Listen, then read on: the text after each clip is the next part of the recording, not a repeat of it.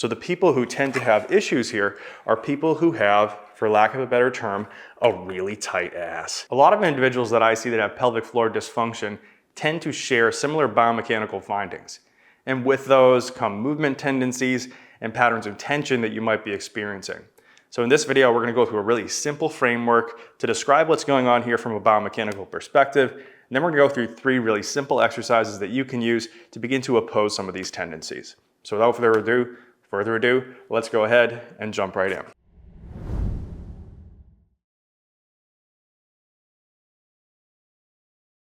So when we're talking about the pelvic floor, we really mean the muscles here at the bottom of the pelvis that kind of collect the guts. They kind of hold the guts as they're coming down. When we start to work with the pelvis, we're going to usually be representing some biomechanical tendencies towards one extreme or the other. On the one hand, we tend to have this pelvis that is in this shape where the ilium bones here are more out into external rotation like this, and then the legs are going to be doing the same thing. The sacrum bone here in that case is going to tend to tuck under into counternutation, and we're going to get a little bit more of a rounded shape in the spine. The important thing to notice here is that when we do this, this really closes down the back of the pelvis. Now, on the flip side, we can do the opposing shape, or look at the opposing shape, which is internal rotation of these ilium bones, and then also internal rotation of the leg. Now, when we do that, we'll also get nutation of the sacrum along with that, and a little bit more of an arch in the spine. Now, what's important to recognize here is that if we do that, we actually open up this space back here.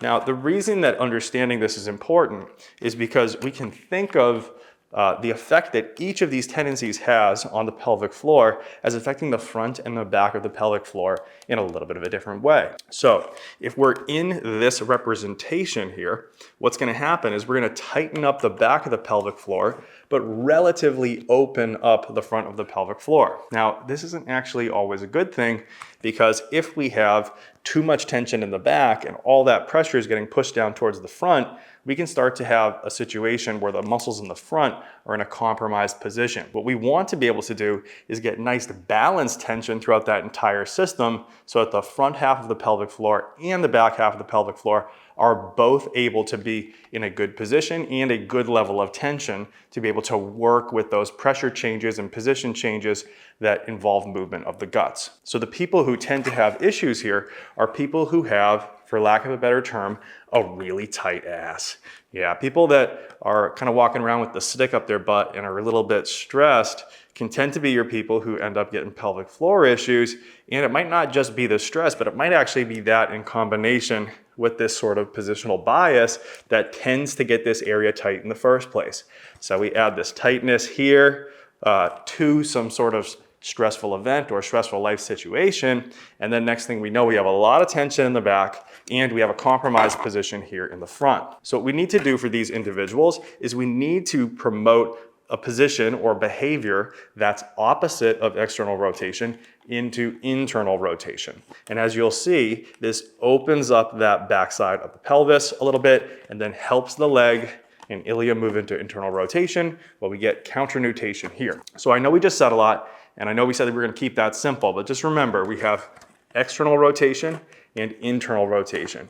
It does different things here at the back of the pelvis, and our goal for most people with pelvic floor dysfunction is going to be to open up that backside of the pelvis a little bit more and then increase our ability to coordinate activity here in the front. Now, I should say this is not an across-the-board thing. There are situations where we have a little bit diminished activity here in the posterior pelvic outlet, and if that's you, then what we're going to talk about here probably isn't going to help you all that much. All right, so without further ado, wait, we already did that. Okay, let's get to the exercises. All right, so this first exercise is just hook-lying breathing here with something between the knees. We're just going to get the ability to feel that outlet starting to open a little bit and begin to integrate some of the basic breathing cues here. So to perform this activity, you'll put something between the knees, you'll gently squeeze the knees together, and then you'll drive pressure straight down through your feet, feeling the points of the heel as well as the base of the little and big toes. And then from this position, you'll establish a neutral position of the pelvis, not squishing down into the ground and over tensing the abs, but also not arching super high off the ground. If you are in this arched position, just gently relax back. A little bit of space is okay, if not ideal. Then from this position, you'll take a nice gentle breath in, and as you do, you'll try to feel your sit bones coming apart from each other. You should feel the back of the pelvis start to open up a little bit and feel like there's a sense of relaxation right around the posterior outlet, or for lack of a better term, asshole region. Then from here, you'll exhale and think about pulling the front of the pelvic floor up and back.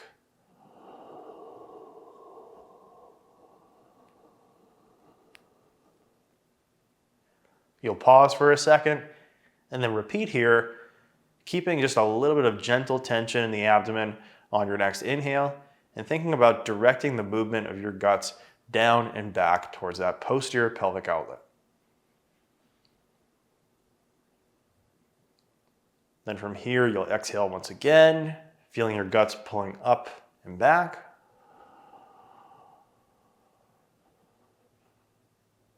Pausing, then taking a gentle breath in towards the back of the pelvis. Now, if you're having trouble feeling this, a cue that you can think about is imagining something is just outside the back edge of your heel.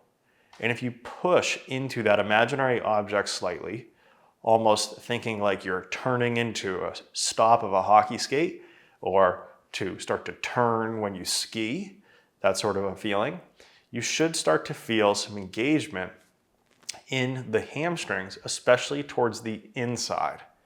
This is also going to allow that outlet to start to move apart a little bit. And so when you combine this with a little bit of breathing, while maintaining that outward push with the heels, you should be able to more easily feel a little bit of opening and expansion in the backside of the pelvis. You repeat the same breathing from before, exhaling,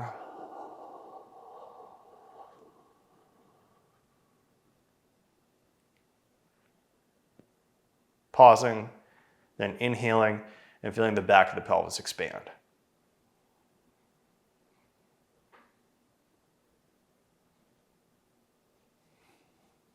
Once we have a feel for the basic breathing, we can then go into a little bit of a hip shifting activity here to feel opening in that posterior outlet, but now biasing it towards one side and then the other. So to perform this activity, we'll first shift forward with the upper leg, and we'll just do this subtly about an inch.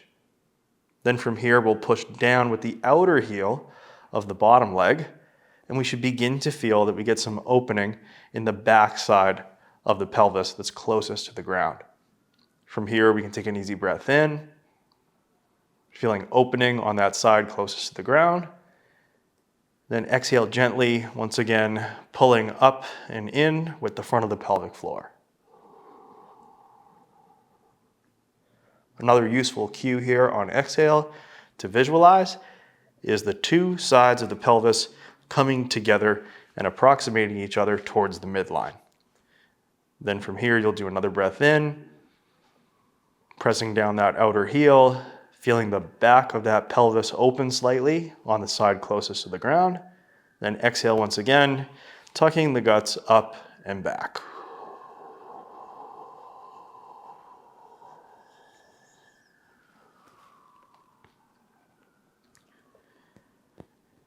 We can then reverse this and shift that front leg just an inch back relative to the bottom leg. And while you're doing this, do your best to shift through the pelvis and not just roll your whole body back as a unit. We'll reinforce those same cues of the outer heel of the bottom foot pushing down. And then once again, we'll breathe, but now trying to expand the back of the top side. Then we'll exhale, imagining pulling up and in, or approximating the two sides of the pelvis towards each other. Pause, then take another breath in, reinforcing the pressure of the outer heel, and breathing into the back of the top side pelvis.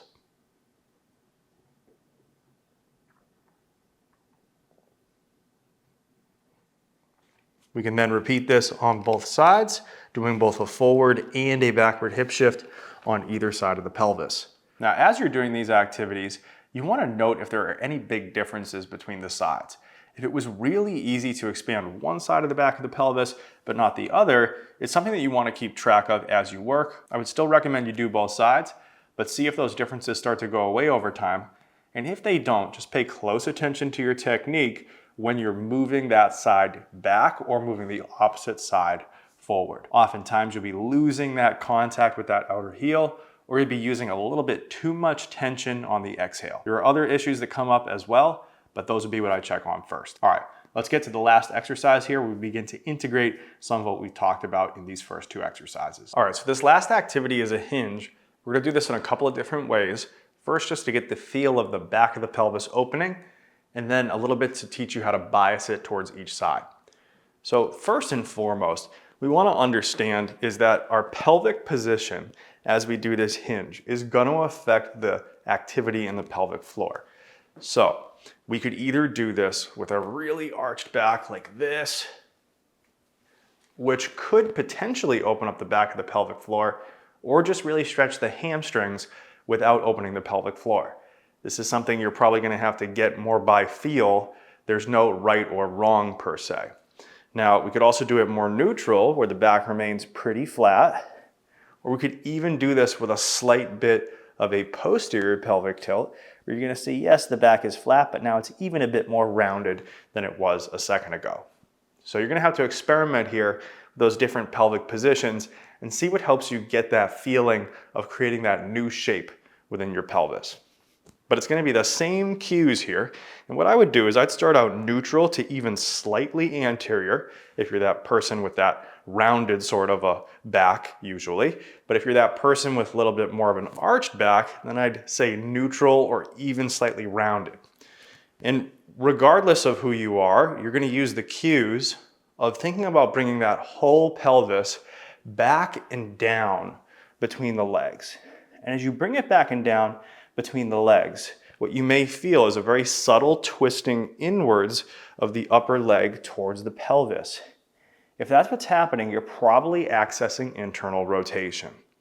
So as you're coming down, you're pushing back, trying to maintain that spine position, feeling those upper legs rotate in. And as you do this, you can exhale and think about those two halves of the pelvis in the front coming together, the two halves of the pelvis in the back moving apart. Then here we can take a breath in, feeling the back of the pelvis expand. And then exhale, pulling the front of the pelvis up and back as we drive down through the heels. We're then going to repeat that here. First, doing a nice exhale as we move back. Feeling the upper legs twist in slightly, the back of the pelvis open. Then here we can take a breath in, keeping the front of the pelvis a little bit up, but relaxing the back of the pelvis. Then we can exhale once again, driving through the heels, pulling the front of that pelvis up and back. Taking a breath in here at the top, feeling the back of the pelvis open. Exhaling, coming down, feeling the front of the pelvis pull up. Pausing at the bottom, feeling the back of the pelvis relax. And then exhaling, driving through the heels to stand to the top.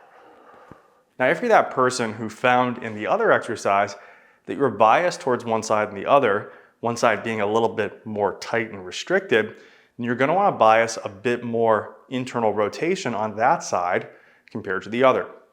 So what I'd suggest is to probably do both sides here anyways, just compare. But if you had a bias, let's say, towards the back of the right pelvis being a bit more gummed up, then you'd simply stagger the right foot back, left foot forward. You're still gonna try to push your hips straight back, but you're gonna use those similar cues, feeling that upper leg rotate in relative to the pelvis, starting to feel that side open up a little bit between the back of the pelvis and the sacrum, using that similar breathing of exhaling to come down, inhaling at the bottom, feeling the back of the pelvis open, exhaling as you pull through the heel, and then repeating. Now, once you get the hang of the breathing for either the staggered or the symmetrical variation, you can begin to use just a normal breathing pattern of inhale as you're going down, exhale as you're coming up. What you want to be able to feel here is inhale as you're coming down, the back of the pelvis opens.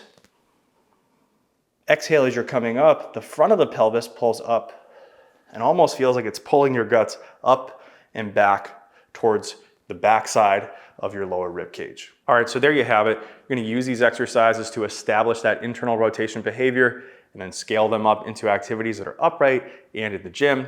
You can integrate all these together into a comprehensive training program. And if you want more help with that, go down to the link in the description, book in with a call for me for virtual training, or consider getting the full scoop in my educational program, Total Body Restoration. You can get on the wait list for that, and we'll be relaunching that soon. As always, thanks a lot for watching, and hopefully we'll see you in the next video. Peace.